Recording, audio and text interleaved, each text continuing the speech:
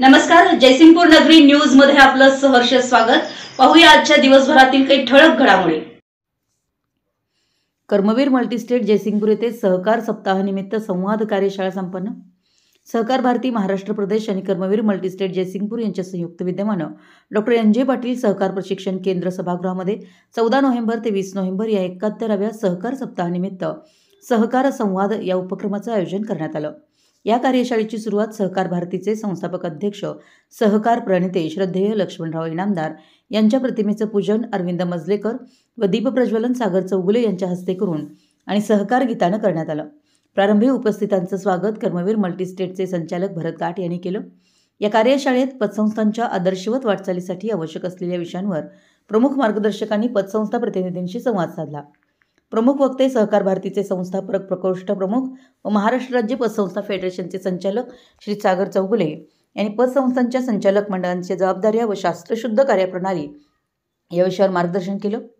ते म्हणाले, संचालक मंडळाने सहकारातील कायदे कानून याची माहिती करून घेणं, विश्वस्त म्हणून काम करणं, उत्कृष्ट नियोजन, स्वयंशिस्त, निस्वार्थी व निरपेक्ष भावना, व्यवहार व कायद्याची सांगड घालून संस्थेच्या मालमत्तेची जपणूक करणं आणि महत्त्वाचं म्हणजे इतर संस्थांशी चुकीची स्पर्धा न करणं या मूल्यांचं पालन केलं पाहिजे असं सांगितलं।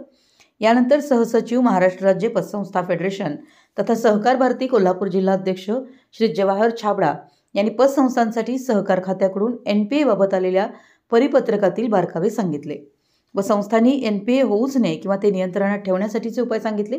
तसेच कर्मवीर मल्टीस्टेट संस्थेचे असिस्टंट जनरल मॅनेजर चंद्रकांत धुळासावंत यांनी पतसंस्थांनी त्यांच्या ठेव व कर्जाच्या व्याजदरावर संतुलन ठेवून आपापसातील स्पर्धा टाळणं आवश्यक आहे, कारण यामुळे सामान्य कर्जदार यांची पिळवणूक होणार नाही याबाबत दक्षता घेण्याचं महत्त्व त्यांनी विशद केलं।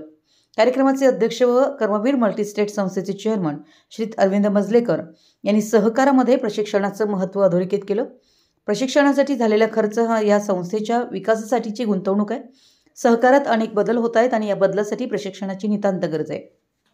पुढील काळामध्ये संपूर्ण जिल्ह्यातील पतसंस्थांसाठी अशा अभ्यासपूर्ण प्रशिक्षणाचं नियोजन कर्मवीर मल्टीस्टेट संस्थेच्या पुढाकारानं सातत्यानं सुरू राहणार असल्याचं सांगितलं। या संवाद कार्यशाळेसाठी शिरोळ तालुका परिसरातील 40 पतसंस्थांच्या 100 प्रतिनिधींनी सहभाग नोंदवला। त्यांनी या कार्यक्रमाबाबत समाधान व्यक्त केलं। या ठिकाणी मिळालेली माहिती मार्गदर्शक ठरेल अशी भावना व्यक्त केल्या। शेवटी उपस्थितांचे आभार संस्थेचे संचालक श्री भूपाल गिरमल यांनी मानले। यावेळी संस्थेचे संचालक कुमार पाटील, रमेश पाटील व वीर सेवा दलाचे उपाध्यक्ष सुभाष मगदोम, मनोहर उपाध्ये आदी उपस्थित होते। आमच्या जयसिंगपूर नगरी न्यूज चॅनलला लाईक करा, सबस्क्राइब करा आणि हो, स्क्रीनवर दिसत असलेला व्हॉट्सअप नंबर तुमच्या मोबाईलमध्ये ऍड करा। पाहत रहा जयसिंगपूर नगरी न्यूज चॅनल।